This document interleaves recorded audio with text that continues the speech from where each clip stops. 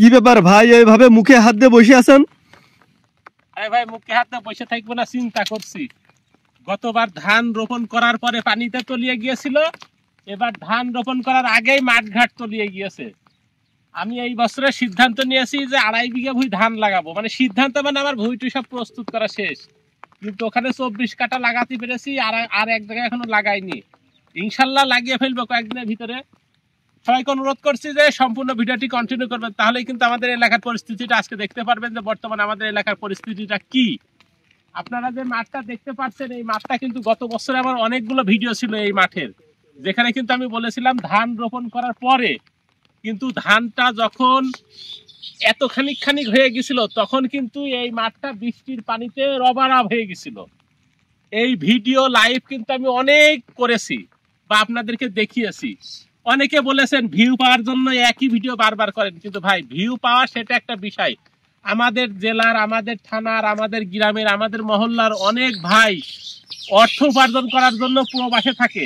আমরা যখন এই ভিডিওগুলা করে তাদেরকে দেখাই, তারা কিন্তু পরবর্তীতে আমাদের কাছে কল করে দেখে যে আরে কি অবস্থা এলাকা, তারা কিন্তু খুশি হয় যে যাক এলাকার পরিস্থিতি তারা দেখতে পাচ্ছে। তাই জন্য আমি আজকেও এই ভিডিওটা কিন্তু আবার তুলে ধরলাম যে গতবার কিন্তু ধান রোপণ করার পরে মাঠের থেকে মানে ধান নষ্ট হয়ে গেছিল, আর এবার ধান রোপণ করার আগেই চলে গিয়েছে। এখন আমি যদি আপনার কাছে প্রশ্ন করি যে আগেরটা ভালো ছিল না এই বাটকরটা ভালো আছে, তাহলে কি বলবেন? আপনি কি বলবেন সেটা পরে বলেন, কিন্তু আমি বলবো কি জানেন, এই বাটকরটা ভালো আছে। কেন ভালো আছে? গতবার ধান রোপণ করেছিলাম, করার পরে তলিয়ে গিয়েছিল।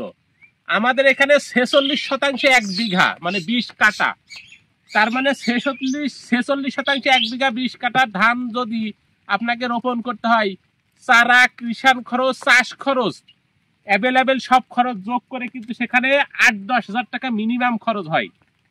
এইবার আপনার মাথায় নিশ্চয়ই বুঝ এসেছে যে আমি কেন বললাম যে এইবার করতে ভালো আছে গতবারের থেকে। কারণ গতবার তো ধান রোপণ করার পরে তলিয়ে গিয়েছিল, সেই ক্ষেত্রে আবার 10 হাজার টাকা করে লস গিয়েছে কৃষকের। এই মাঠটাতে প্রায় 200 বিঘা জমি আছে মনে করেন, এখান থেকে বরাবর এইদিকে, তাহলে প্রত্যেকটা জমিতে যদি 10 হাজার টাকা করে খরচ হয়, এভারেজ 5 হাজার টাকা 7 হাজার টাকা করে খরচ ধরেন, তাহলে কত টাকা খরচ হয়েছে চিন্তা করেন। আর এবার কিন্তু ধান লাগাতেই পারলো না, তার মানে কৃষক কিন্তু মনে বুঝ দিল যাক টাকা খরচ হয়নি, ধানও লাগাতে পারিনি। আর গতবার টাকা খরচ হয়েছিল, অনেকে কিন্তু আবার 1 পড়ন 2 পড়ন করে সারও দিয়েছিল। তারপরে তার মানে নিজের শ্রম, টাকা এবং সেই সাথে মানে মনোবল সবই কিন্তু গতবার নষ্ট হয়ে গেছিল। যাক, এইবার শুরু থেকেই কিন্তু কৃষক একটা বিষয় সাশ্রয় পেল যে সারটাও খরচ হলো না, টাকাটাও লস গেল না। কিন্তু তারপর আমি বলবো যে আমাদের এই মাঠ, এটা কিন্তু দুর্বলতাটা আমাদের। এই যে এইদিকে দেখতে পাচ্ছেন, এইটাকে বলে পচাকুড়ির মাঠ, আর এইটা হচ্ছে বাগমারার মাঠ। এই পচাকুড়ির মাঠেও কিন্তু পানি বেঁধে গিয়েছে, আর বাগমারার মাঠের মাঝখানে ওই দেখেন, এদিকে তাকান, ওই দেখেন একজন জাল পাচ্ছে, মাজার সমান পানি। আমি বলবো যদি পানি নিষ্কাশনের কোনো ব্যবস্থা থাকতো, তাহলে আমাদের এই মাঠের ধান কিন্তু নষ্ট হয় না, আমাদের এই মাঠের কৃষকগুলো ভুঁয়ে এরম অনাবাদি ফেলে রাখতে হতো না। এখান থেকে পানি নিষ্কাশনের আমাদের এই মাঠটা এমন জায়গায়, 2 দিকে কিন্তু নদী। আমাদের যে 3 দিকে নদী। আমাদের দক্ষিণে নবগঙ্গা নদী, আমাদের ঝিনাইদহ শহর কিন্তু নবগঙ্গা নদীর তীরে অবস্থিত। আমার পশ্চিম দিকে কিন্তু খাল বা ক্যানাল বলে যেটাকে, সেটা কিন্তু নবগঙ্গা নদীতে যে পড়েছে। এই নবগঙ্গা নদী ঘুরে কিন্তু আমার আবার পূর্ব দিকেও গেছে। তার মানে এখান থেকে যদি পানি নিষ্কাশন করা হয়, আমি বলবো যে কৃষি অধিদপ্তরের আওতায় সরকার অধীনে নিয়ে যদি কোনোভাবে পানি নিষ্কাশনের ব্যবস্থা করে দেওয়া যায়, তাহলে তো আলহামদুলিল্লাহ প্রত্যেক বছর খুব সুন্দর ধান হবে। 2 বছর ধান হয়, এই বছরে বিঘা প্রতি 25 মন 30 মন ধান হয়। আর গত যে 4টে বছর গেল, ওই বছরে কিন্তু 40 মন 42 মন ধান হয়। আমার কিন্তু গত বছরে আমার 39 মন হারে ধান হয়েছে, মানে 46% 39 মন ধান। তাহলে বোঝেন যে খাদ্য ঘাটতি কেন হয়।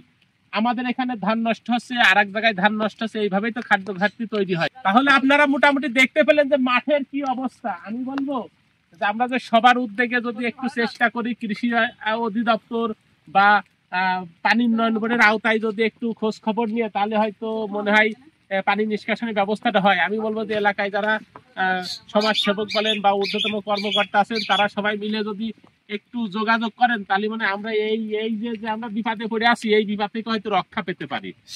আর পানি হয়েছে তার সাথে সাথে কিন্তু মাছ মারার একটা ধুম পড়ে গেছে। যাক, ওই বিষয়গুলো আর আজকে তুলে ধরবো না, পরবর্তীতে নতুন ভিডিও নিয়ে আসবো।